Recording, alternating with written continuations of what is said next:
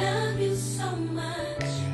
Though my nights may seem long and I feel so alone, Lord, my trust is in you. I can't do this by myself. I surrender to you. Yeah. So many painful thoughts travel through my mind.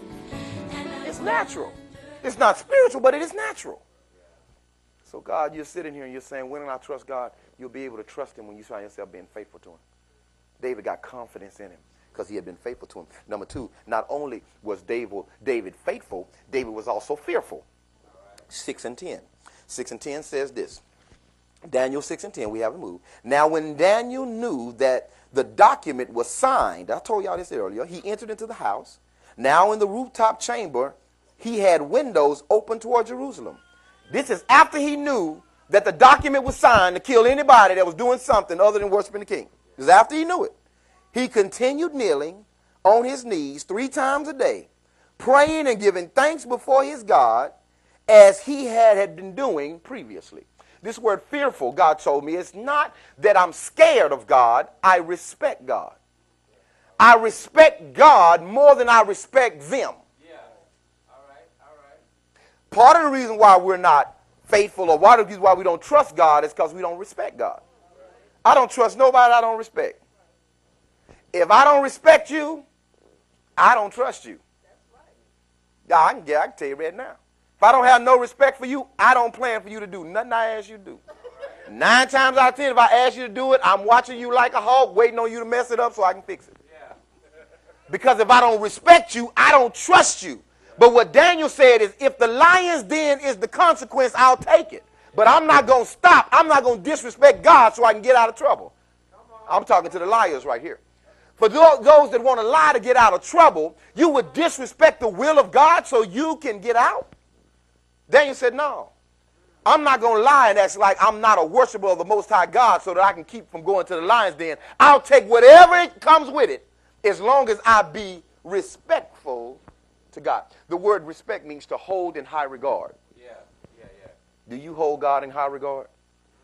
I'm just asking. Do you hold God in high regard? Yes, Pastor. I hold him in high regard. He is God. He is El Elyon, the Most High God. And I hold him in high regard. Really?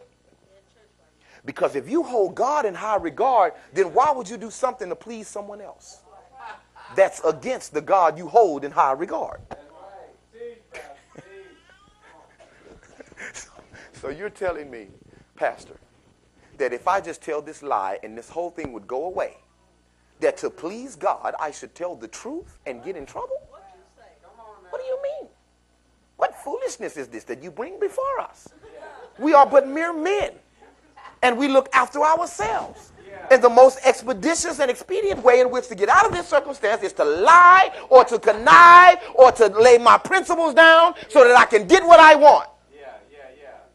But when you have respect for God, back in the day, and this don't happen now, but back in the day, when you saw a preacher coming down the street and you knew it was a preacher and you was drinking and you was smoking, you put that thing behind your back. You put it behind the chair. You put it behind something because you had respect for him.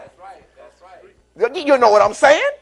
Sometimes you wouldn't even go to church on Sunday because you knew what you did Saturday.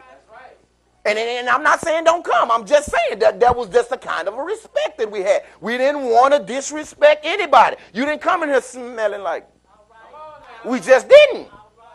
Because you didn't want to disrespect God. But now, because we have very little respect for God, we'll sin in God's face and tell other people what we did. You'll tell people what sins you committed in the dark so that you can disrespect God in the light. You done had some fornicating experience, and you young people in your teenage years calling yourself a Christian, you done slept with sister so-and-so or your friend or this girl, and you going to go tell somebody else, child of God? It's a lack of respect for God. And if you have no respect for God, how could you ever trust him? I don't even respect you. Because I don't, listen, let me tell you, can I tell you why we don't respect God? Can I tell you, Ray? Because he don't whoop your tail as soon as you screw up. Instead of being grateful that God is holding off wrath that you deserve. Now, don't get it twisted. What a man soweth, that shall he also reap. You're going to get it. But God is just holding it off for you, and he's giving you mercy and grace. But because he don't whoop us right away, we don't trust that he's going to do nothing. We don't trust that God is awesome. And so, because we don't trust it, we disrespect him. Now, if God came in, and every time you screwed up, God did something to you. Every time you had sex, you got a different venereal disease when you wasn't married. Now, see. Now you would have a different. Okay, now this time, I got some penicillin would cure. But I know that next time, I could get something it might not. Now, maybe I won't do it. Yeah, let me show you how much we don't respect God. We'll put on a condom as if God can't allow you to have it while you got that on. Because we think that God, we can bypass, we can do wrong and bypass consequences. We don't respect. This is the most high God. And you don't have any respect for God. And so when what's the name tells you to come over and you know it's wrong, you'd rather please them than please God, so you go. And you want to take the day off, or you want to, so instead of telling the truth, you just lie and say, I'm sick. It's not because you're doing it because I want the day off, but I don't want them to think ill of me, and so I'll let God think whatever he wants. He's going to have grace and mercy. God has love and kindness. He has goodness, and because God is so wonderful, I don't respect him. That's horrible. I don't respect God because he's so great. He's so kind. His grace, his mercy endureth unto all generations. He is God. He loves me. So I don't respect him. So Daniel had respect for God. Lastly, the reason why Daniel began to trust God, because he realized that he was justifiable. It's in 6:22. 6:22, he says, my God sent his angels, and he shut the lion's mouth, that had not, and he had not harmed me, inasmuch as I was found innocent before God. And also toward you, O king, I have committed no crime. What he said was basically, I trust God because God will declare me not guilty. I'm justifiable. See, if I'd have thrown that at Brother Masterberg, what's justified? He would say it'd be declared not guilty. By who? By God. And when I realized that God is the only one that can declare me not guilty, then I begin to trust him, because nobody else can do that. Let me show you something. Let me show you something. Look at your neighbor. Just look straight at him. And if you don't mind, just do this. Most neighbors don't like this. Just kind of hit him on the arm.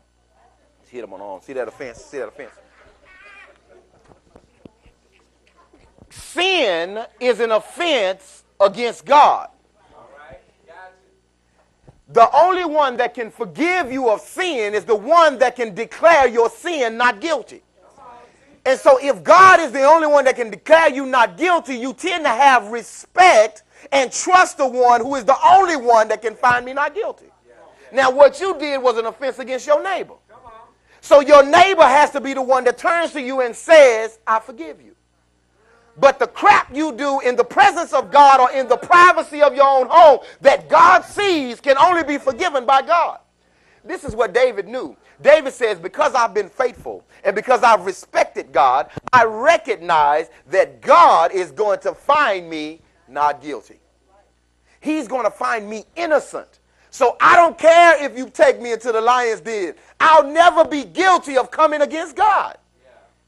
I might have been guilty of coming against you, but if I stop praying, I've offended God, and who's going to shut the lion's mouth then?